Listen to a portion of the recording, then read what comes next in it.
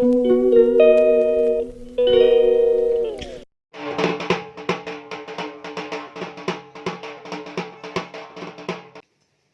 বন্ধুরা, welcome back to our channel Riya Dutta lifestyle. কেমন আছো তোমরা সবাই? অবশ্যই তোমরা ভালো আছো আর আমিও ভালো আছি। এখন আমি আজকে ডিরেক্ট ব্লগটা রান্নাঘর থেকে স্টার্ট করলাম। আজকে রেসিপি কিছু দেখাবো না, কারণ আজ শনিবারে তোমরা জানোই আমাদের পোস্ত হয়। তো পোস্তটা তো রেগুলার দেখানোর কোনো মানেই হয় না প্রতি শনিবার। তো কেন, পোস্ত তো অলরেডি সবাই জানো করতে, তো ওই জন্য আর পোস্তটা আমি দেখাচ্ছি না। আর এমনি নর্মালি বেগুন ভাজা হচ্ছে, পোস্ত আর বেগুন ভাজা, ডাল আর ভাত মা মানে আমার শাশুড়ি করে গেছে। তো সেই জন্য চলো, আজকে একটা স্পেশাল দিন যে কারণে আমি ব্লগটা করছি। আজকে একটা স্পেশাল দিন আছে, দিনটা হচ্ছে আজ 15ই জুন। আর আমি আজকে একটা কালী পুজোয় যাব, সেটা হচ্ছে আমাদের স্টেডিয়াম মাঠের ওখানে কালী পুজোয় সন্ধ্যেবেলায় যাব, সেটা তোমাদের সাথে শেয়ার করব।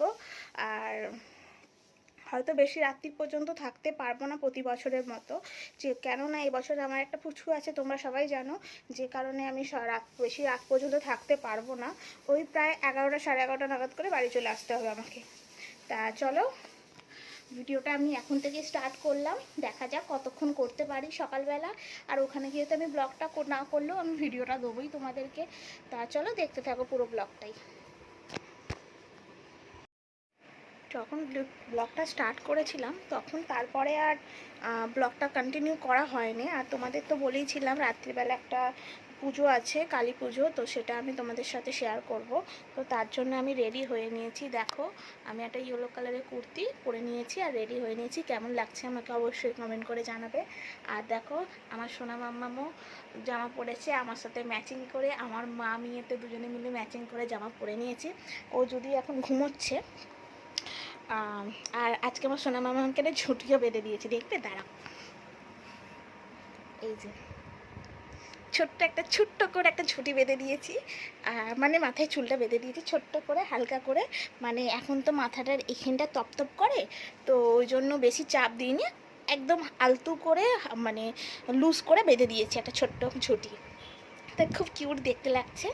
আর আমরা আগে বাচ্চাবেলায় কাজল পরতাম, আর আমি আমার সোনা মামাকে কাজলটা পরাই না যদিও। কীভাবে পড়াতে হয় আমার ভয়ও লাগছে, আর এখন পড়াবোও না, কিছুদিন যাক তারপর হয়তো পড়ানোর ট্রাই করব। আর চলো, আমরা সব রেডি হয়ে গেছি, মানে আমরা সব মানে আমি আর আমার সোনা মামাম রেডি হয়ে গেছি। আর ওর বাবা তো চলেই গেছে, আমাদের আনতে আসছে। তা চলে আসুক, তারপর গিয়ে আবার তোমাদের সাথে দেখাচ্ছি। চলো, দেখতে থাকো। চলে এসেছি মন্দিরের সামনে, তা চলো দেখিয়ে দিই। হ্যাঁ, চলে এসেছি। এই যে সেই মন্দির, পুজো হচ্ছে, খুব সুন্দর সাজিয়েছে। কেমন সাজিয়েছে অবশ্যই কমেন্ট করে জানাবে।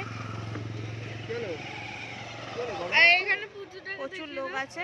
এই দেখো, বাবার কোলে আমার সোনা মামাম আছে। এই যে দেখো, প্রচুর লোক। ঠাকুরমশাই পুজোর জোগাড় করছে, আর এদিকে ঠাঁকও বাজছে, আর এদিকে প্রচুর লোক আছে, সবাই বসেও পড়েছে, আমি দাঁড়িয়ে আছি। আর কেন না, আমি ভিডিওটা নিচ্ছিলাম ওই জন্য দাঁড়িয়েছিলাম। এই যে দেখো, ঢাক বাজছে, আর এইদিকে তো দেখতেই পাচ্ছ ঠাকুরমশাই জোগাড় করছে পুজোর। তা এই যে আমরা সবাই মিলে বসে পড়েছি, এখন বসে আড্ডা দিচ্ছি। আর আমার সোনা মামাম তো আছেই দিদিভাইয়ের কোলে, দিদিভাই তো রেডি একদম সোনা মামাকে নেওয়ার জন্য। আর এদিকে দেখো, ঠাকুরমশাই সবার কাছ থেকে ফুলগুলো নিয়ে মাকে পরিয়ে দিচ্ছে। তা সেটা আমি উঠে গিয়ে ব্লগটা করতে পারিনি, সামনে তো ভিড় দেখতেই পাচ্ছ ওই জন্য। আর ভিড় করতে বারণও করছিল খুব একটা, তা ওই জন্য। আর এদিকে আমি খেতেও বসে পড়েছি, তা দেরি হয়ে যাচ্ছিলো ওই জন্য খেতে চলে এসেছি আর খেতে বসে পড়েছি। সবার সাথে বসিনি, শুধু ননদের ছেলে আর আমি বসে পড়েছি। এই যে থালা প্লেট দিয়ে দিয়েছে, প্লেট দিয়ে দিয়েছে, এবার খিচুড়ি দিচ্ছে। খিচুড়িটা খুবই সুন্দর করেছে। খিচুড়ির থেকেও বলতে গেলে খিচুড়ির সাথে যে ছাঁচড়াটা দেয় না, শাক চচ্চড়িটা, ওটা আরও সুন্দর করেছে। এবছর তো সব থেকে বেশি শাক চচ্চড়ি আর আলুর দমটা ভালোই করেছে।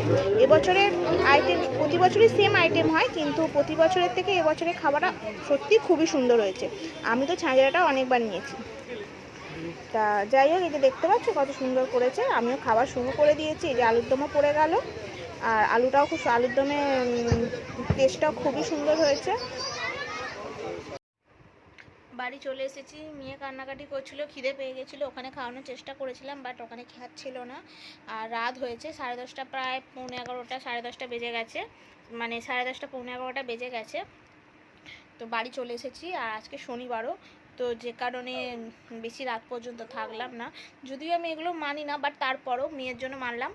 আর তাছাড়া মেয়ে কাঁদছিলও না, সরি খাচ্ছিল না, তো প্রচুর কান্নাকাটি করছিল, তো যে কারণে আমরা চলে আসতে বাধ্য হয়েছি।